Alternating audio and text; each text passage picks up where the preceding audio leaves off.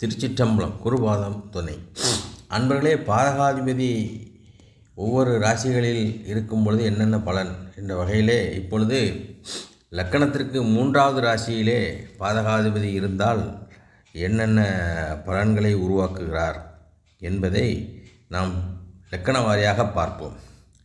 அன்பர்களே, 3வது இடம் பாதி மறைவு ஸ்தானம் என்று சொல்லப்படுகிறது. அப்படி என்று சொன்னால் பாதகாதிபதியானவன் 3ல் இருப்பது ஓரளவு ராஜயோகத்தை ஏற்படுத்துமா என்றால், ராஜயோகத்தை சில விஷயங்களில் அந்த லக்கணத்திற்கு தக்கபடி, ஆதிபத்தியத்திற்கு தக்கபடி ஏற்படுத்துகிறது.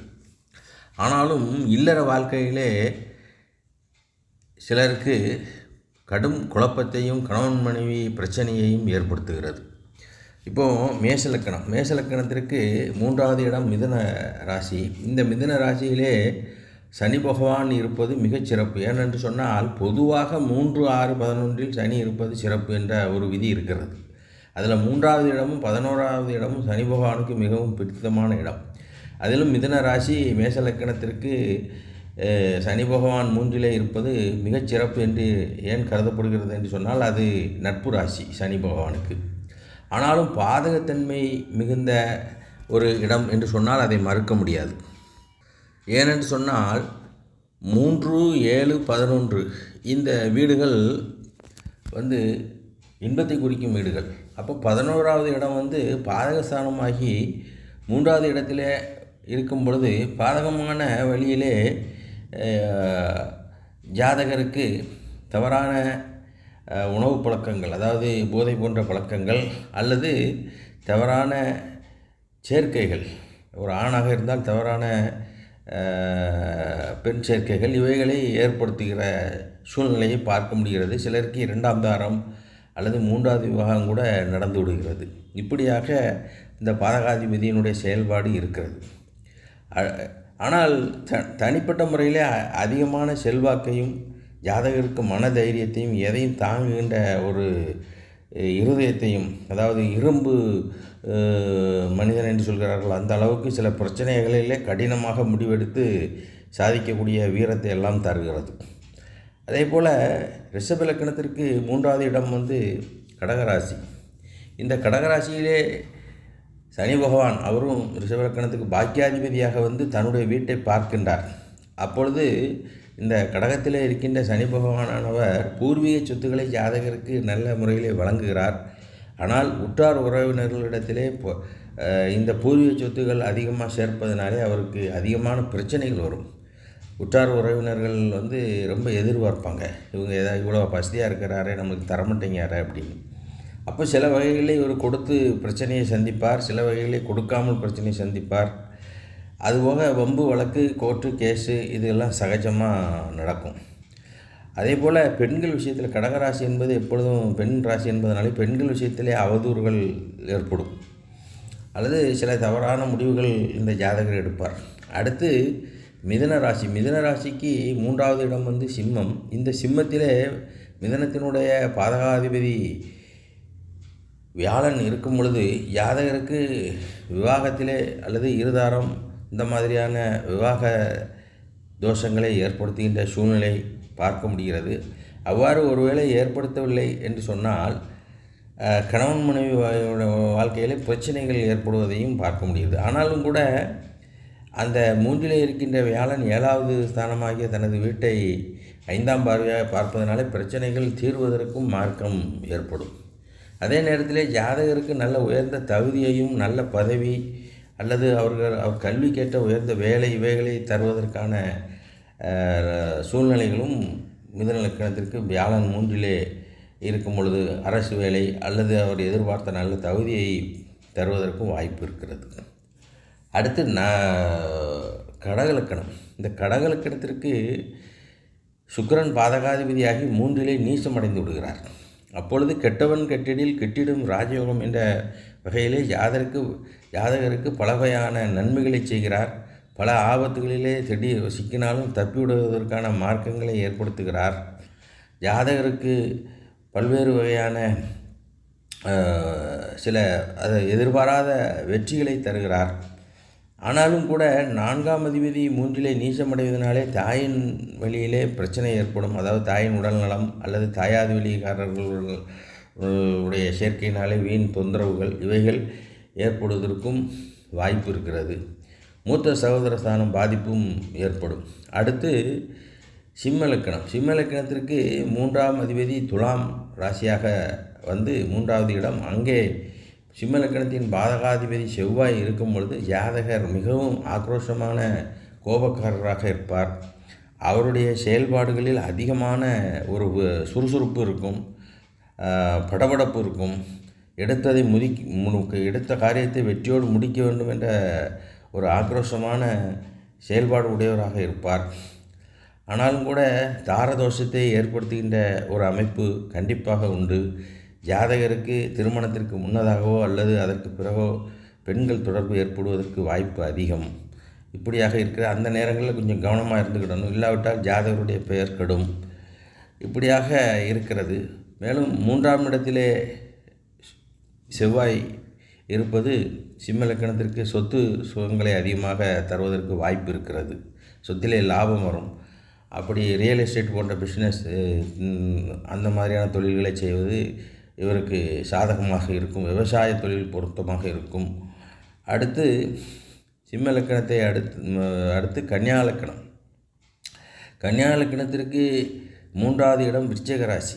இந்த விருச்சிகத்திலே கன்னியா லக்கணத்தினுடைய பாதகாதிபதி வியாழன் இருப்பது ஜாதகருக்கு அவருடைய கல்வித்தகுதி, சிறப்பான கல்வித்தகுதி, ஆசிரியர் பணி அல்லது வங்கியில் வேலை, இப்படி ஒரு நல்ல நிலைமையை அவருக்கு ஏற்படுத்தி அதன் மூலமாக ஜாதகருக்கு வாழ்வியல் தொடர்ச்சி ஏற்படும் அந்த ஜீவனஸ்தானம்.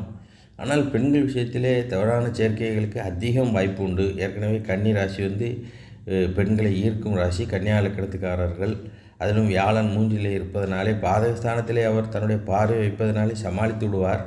இருந்தாலும் இந்த மாதிரியான சேர்க்கைகள் உண்டு. ஜாதகர் பெருந்தன்மைக்காக அதிகமான செலவுகள் செய்து ஏதாவது ஒப்புக்கொண்டு தன்னுடைய மேலாதிக்கத்தை காட்ட வேண்டும் தான் என்று அவசரப்பட்டு சில முடிவுகளை எடுத்து அதில் சிக்கிக்கொள்ள வாய்ப்பு இருக்கிறது. அடுத்து துலா லக்கணம். துலா லக்கணத்திற்கு 3ஆம் இடம் தனுசு ராசியாகும். அந்த தனுசு ராசியிலே சூரியன் இருக்கும் பொழுது ஜாதகர் ஒரு சில நேரங்களில் வெற்றி பெறுவார். ஒரு முக்கியமான தருணங்களிலே வெற்றியை எதிராளியிடம் கொடுத்து விடுவார். மிகவும் ஆபத்தான சூரியன் இந்த துலா லக்கணத்திற்கு 3லே இருப்பது. அது மட்டுமல்ல, ஜாதகருக்கு அதிகப்படியான கோபமும் என்ன பேசுகிறோம் என்று பேசத் தெரியாத அளவிற்கு ஆக்ரோஷமான பேச்சாளராக இருப்பார். பேச்சிலே கவனம், அதனாலே பகை ஏற்படும். மேலும் ஜாதகருக்கு அரசு பணி கிடைப்பதற்கு வாய்ப்பு ஏற்படுத்தி தருவார். ஆனாலும் பல தொந்தரவுகளும் பல பாதகங்களும் அவருடைய தொழில் ரீதியாகவோ அல்லது பணி ரீதியாகவோ சந்திக்கக்கூடிய சூழ்நிலை ஏற்படும். ஜாதகர் கொஞ்சம் எப்பவும் நிதானமாகவே நடந்து கொள்ள வேண்டும். அடுத்து விருச்சிக லக்கணம். விருச்சிக லக்கணத்திற்கு இந்த 3வது ஸ்தானம் என்பது மகரம் ஆகும். அந்த மகரத்திலே சந்திரன் இருக்கும் பொழுது, சந்திரன் பெண் கிரகம். எனவே பெண்களிடத்திலே தவறான சேர்க்கை ஏற்படுவதற்கு வாய்ப்பு இருக்கிறது. பெண்களானால் அவர்களுடைய ஒழுக்கத்தை மிகவும், அதாவது நல்ல பெண்களாக இருந்தால் கூட சில தவறான பேச்சுகள் பழி சொல்லுக்கு ஆளாகக்கூடிய அளவிற்கு இந்த சந்திரன் சூழ்நிலையை ஏற்படுத்துவதற்கு வாய்ப்பு இருக்கிறது. மேலும் 3வது இடத்திலே இருக்கின்ற சந்திரன் பூர்வீக சொத்துக்கள், தாயாதி சொத்துக்களை வழங்குவதில் தயங்க மாட்டார். அதன் மூலம் லாபங்கள் பெறலாம். இருந்தாலும் ஜாதகர் முக்கியமான விஷயங்களில், அதாவது ஒரு இக்கட்டான சூழ்நிலையில் அவசரப்பட்டு முடிவெடுத்தால் தவறான பாதைக்கு சென்று விடுவார். அடுத்து நாம் பார்க்க இருப்பது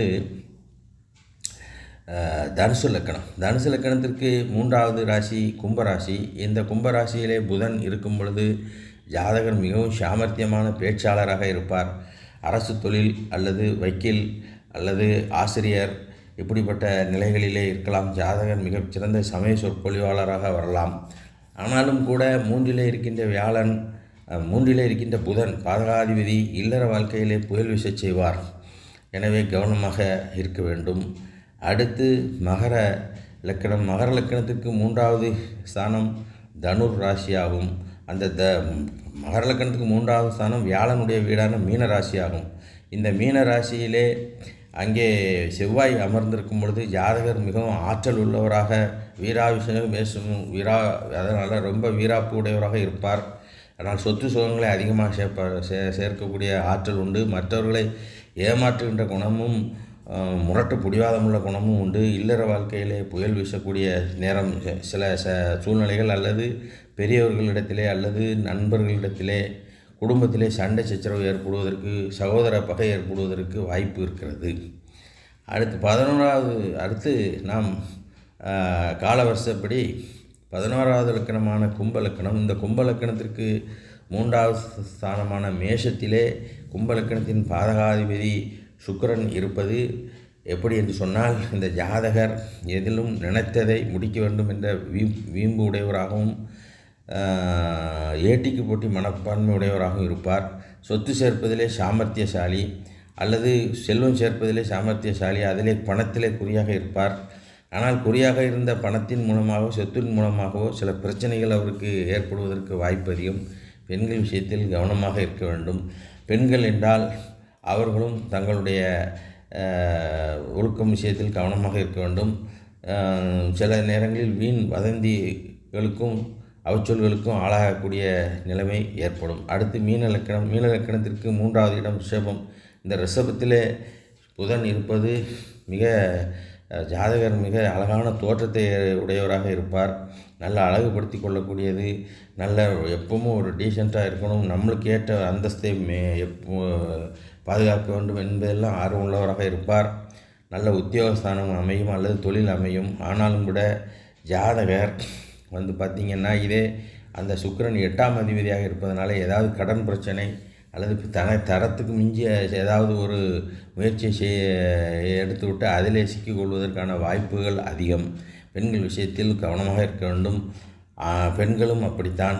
இப்படியாக இந்த 3ஆம் இடத்தில் இருக்கின்ற பாதகாதிபதி 12 லக்கணங்களுக்கும் உள்ள விளைவுகளை பற்றி நாம் பார்த்தோம். அடுத்து மீண்டும் இந்த தொடர்ச்சியை பார்ப்போம். நன்றி, வணக்கம்.